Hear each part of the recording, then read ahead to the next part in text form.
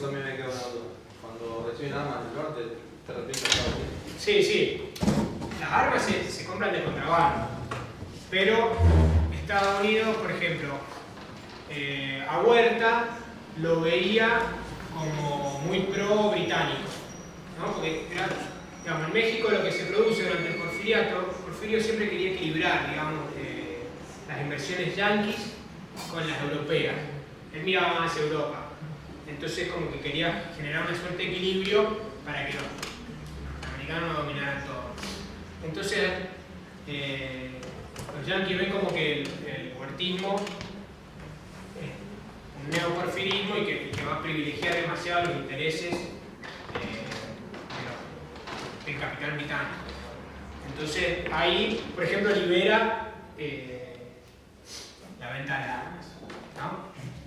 En otro momento, después la vuelve a cerrar. En un momento, y el embajador establece, los embajadores establecen relaciones con todas las fuerzas, inclusive hasta con el zapatismo, que obviamente no le da pelota, pero con Carranza, y tienen relaciones encontradas, digamos, porque, por ejemplo, con Carranza, bueno, cuando los yanquis toman Veracruz, que es un sector, digamos, fuerte, estratégico, lo que provocan es que todas las fuerzas y todos los ejércitos repudien la invasión norteamericana. Digamos, de hecho, esto decían, bueno, la inestabilidad que producía la guerra civil abierta en México afectaba los intereses petroleros y mineros norteamericanos. Entonces dicen, bueno, vamos a llevar el orden. Y si vamos a meternos en Veracruz, Tampico, que es otro puerto al norte de Veracruz, y vamos a invadir la Ciudad de México. Y bueno, ahí cuando ven que todos los ejércitos más bien los iba a unir contra entonces se quedan ahí en Veracruz y en un año despejan el puerto, ¿no? Tienen pero además hay otro condimento, digamos, en 1914 se inicia la Primera Guerra Mundial. O sea, cuando en el momento de mayor auge de la guerra civil en México, las principales potencias imperialistas están en guerra y Estados Unidos está ahí por entrar y todavía su rol como gendarme del planeta no estaba tan claro. En realidad, después de la Primera Guerra Mundial va a estar más claro y su intromisión ya había estado haciendo desastres por el Caribe y sus zonas, ¿no?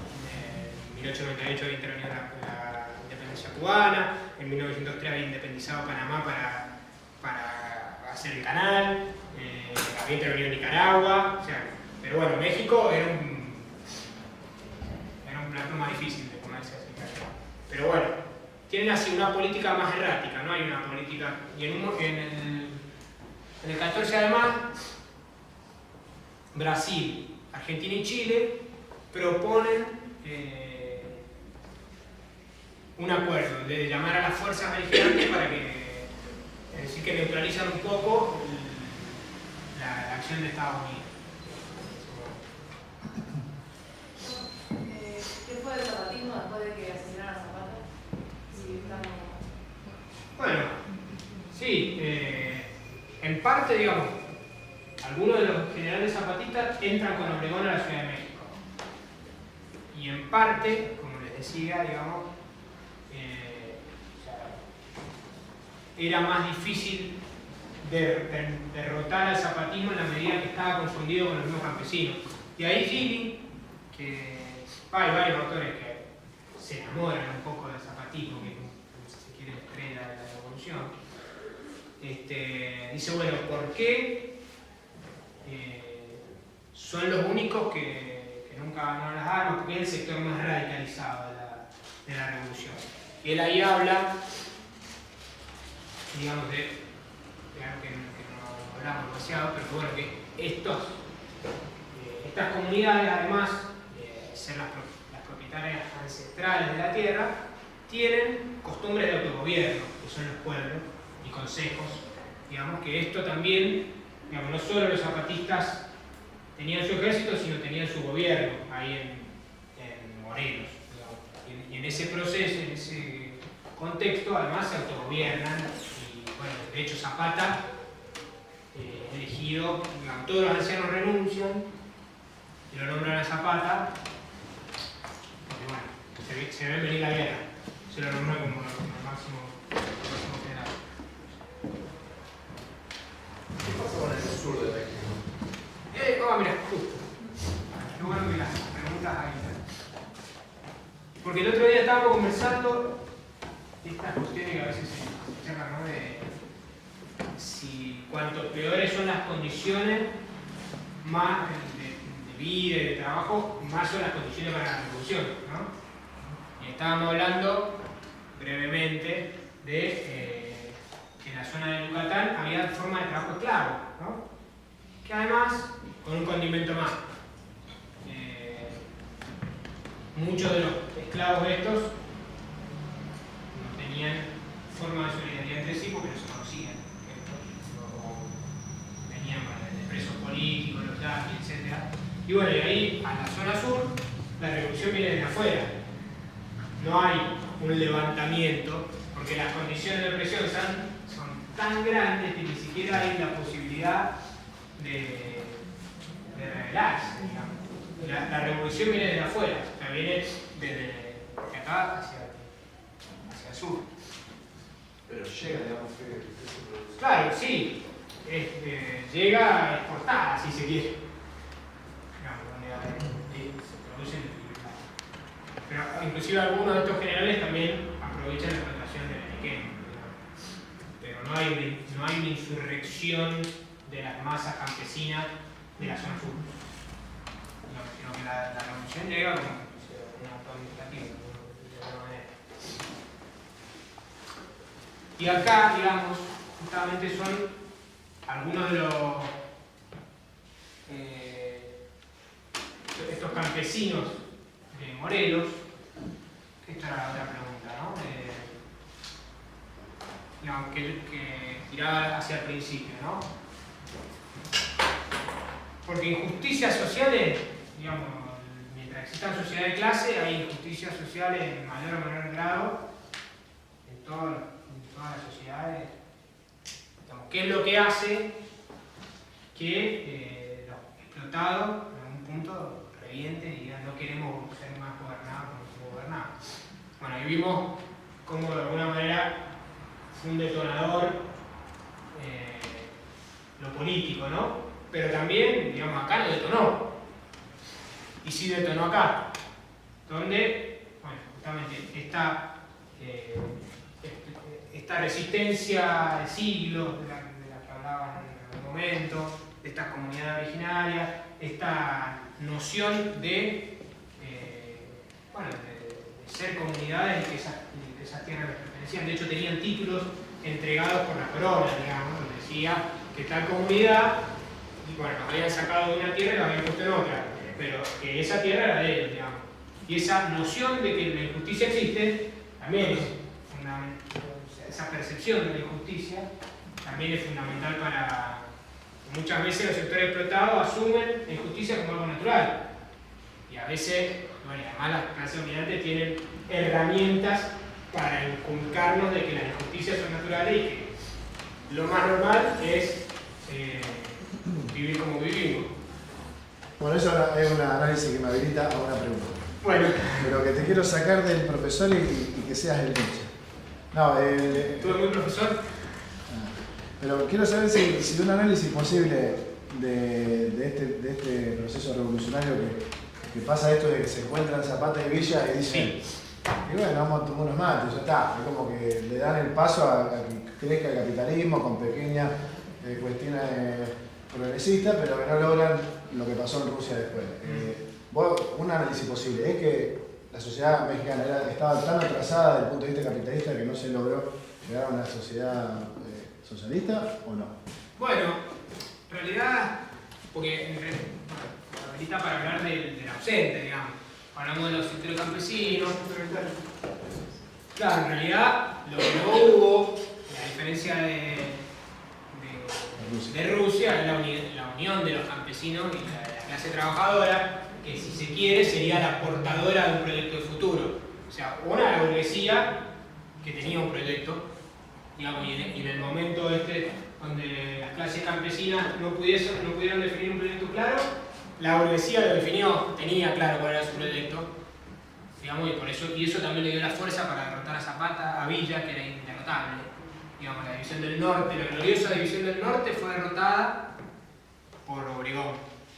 Sí, incluso yo estaba pensando en la ausencia de un partido de esas clases, digamos, para guiar vos, a diferencia de la Revolución Rusa, que tuvo un partido que Sí, había una menor organización de la clase trabajadora. Sí había sindicatos, muchos dirigidos por el anarquismo, digamos, pero no había un partido ni pequeño ni grande. Y no había un Lenin. Bueno, no había Lenin, pero nos podríamos preguntar de dónde salió Lenin en Rusia, digamos, como de dónde salió Zapata. Creo que, no sé si queda explicado de dónde salieron Villa y Zapata. Digamos, ¿no? Podríamos hablar, podríamos hacer la historia muchas veces que se hace, digamos, contando la Revolución Mexicana desde las biografías de Villa y Zapata a la biografía de Carranza, y explicar la revolución por los actores, y en todo caso lo que podemos explicar es por qué surgió un Zapata, por qué surgió un Pancho Villa en este contexto. Se podría haber llamado de otra manera, se llamaban Emiliano Zapata y Doroteo Arango, Pancho Villa, pero... Sí, sobre el tema de la clase campesina, el gran proyecto de la clase campesina es la reforma agraria, especialmente acá. Y la reforma agraria es una de las tareas de la clase burguesa, digamos, por definición. Entonces, incluso cuando continúa la revolución, como dice acá, ¿cómo se llama el tipo este? Gili. No, Gili. ¿Con qué? Adolfo Gili. No, con el último... Obregón. Con... No, con Obregón y con Carranza. Con Carranza. Se lleva adelante la reforma agraria. Entonces, bueno, ¿y a dónde avanzamos ahora? El gran proyecto yo creo que ni siquiera es incompatible con un proyecto de una burguesía capitalista, como podría ser el norte, no sé, Obregón, Sí, la reforma agraria puede ser una tarea burguesa. Claro. Sí, incluso hay autores que hablan No hay eso una contradicción ahí. de que muchas veces las reformas agrarias fueron hechas a partir del gobierno, ni siquiera con una revolución en curso, para calmar cualquier posibilidad de una revolución que se les vaya un poco de su línea, las digamos. condiciones mismas del capitalismo. Sí. Bueno, de hecho, gran parte de la tarea de Cárdenas es esa, digamos, su reforma agraria tiene que ver un poco con eso, con generar una clase campesina media que produzca para el mercado interno, y en ese sentido su reforma agraria era parte integral y coherente de un proyecto de Estado capitalista. Bueno, un aporte para contribuir a lo que dijo el compañero. En Cuba, cuando se produce la revolución, empieza el proceso de la reforma agraria, los mismos campesinos le reclamaban a los dirigentes de la revolución que querían el título de la propiedad. Y hay una anécdota que el Che les dice, pero ¿para qué quieren el título si la tierra es de todos, digamos? No, queremos el título. O sea, como que hay una cuestión clasista del campesinado, como que no logran romper esa barrera del campesino que lo que quiere es el título de su propiedad y trabajar su tierra y vivir de ella, me parece. ¿Un comentario? Pues igual, y lo que me parece como más interesante es el hecho de la percepción nacionalista, por ejemplo, desde mi perspectiva más, algo así, la perspectiva que le dan a la Revolución Mexicana de forma popular es como muy superficial, y es una revolución que como que el desconocimiento histórico es muy general. Por ejemplo, muchas personas confunden la independencia con el revolución. Bueno. Por ejemplo, saben, comentaba a Nofre que saben que Villa y que Zapata y que Carranza y que Madero son héroes, pero más allá no tienen una distinción, y me parece como algo muy importante. Igual también la forma en la que se enseñan las primarias es también... Bueno, sí. Acá no es muy diferente. Yo en clase de historia te lo puedo asegurar que muchos no saben quién es San Martín. ¿Por qué San Martín incluso no saben? Así que no es raro. Y además no es raro porque, qué sé yo, son portadores de algo subversivo, Villa y Zapata, digamos, su historia en sí, o esta historia. Sí, bueno, estos tipos se levantaron contra todo, por tierra y libertad. Digamos, los zapatistas se levantaron hasta contra Madero, que se hacía el progres, después se levantaron contra Huerta, contra Carranza, contra todo, digamos, por imponer un proyecto de tierra y libertad. Eso, bueno, es como una historia que tiene un contenido subversivo. Creo que las guerras de independencia de alguna manera por algo se han dejado de estudiar también. Tienen un contenido eso, que puede despertar la conciencia. De hecho, los revolucionarios del 70 recuperaban la historia de la independencia como algo propio. Es decir, bueno, no hicieron cualquier cosa. Bueno, hoy el chavismo reivindica a Bolívar y la gente de Estados Unidos.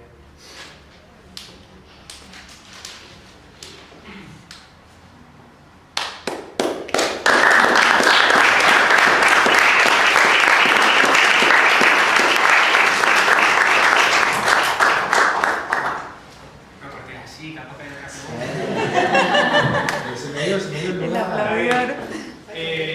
no, pero igual Diga. no, el 27 vamos a ver la revolución de Vietnam, nos vamos a ver un poquito para que también era una gesta de un pueblo que está bastante olvidada y de hecho donde los yanquis han hecho una gran tarea de desinformarnos, ¿no? De parecer que esa guerra la ganaron los yanquis. Que además hubo una revolución. Entonces, el 27, ¿abrieron los volantes? Sí, está bien. Reportamos. Vamos a ver la revolución de Vietnam y en el segundo cuatrimestre, por ahí vamos a ver, por ahí no, vamos a ver Cuba, seguramente vamos a ver el proceso en Chile, el de Nicaragua y la revolución en Argentina. Así que bueno, están más que invitados. Este viernes no vamos a juntar porque hay feriado. No, y otra cosa de lo que no hablamos, los premios de la rifa. El primer premio es el libro de Daniel Santi, de ¿Por qué el Che fue a Bolivia? Y el segundo premio, el libro de Luis Pinedo, que dio la clase de la Revolución Rusa, que es 14.50 o para el Che, que lo pueden ver en la campesina. Sale 10 pesos nada más la rifa, así que vale la pena. Bueno, muchas gracias por la atención, la pregunta, la nota.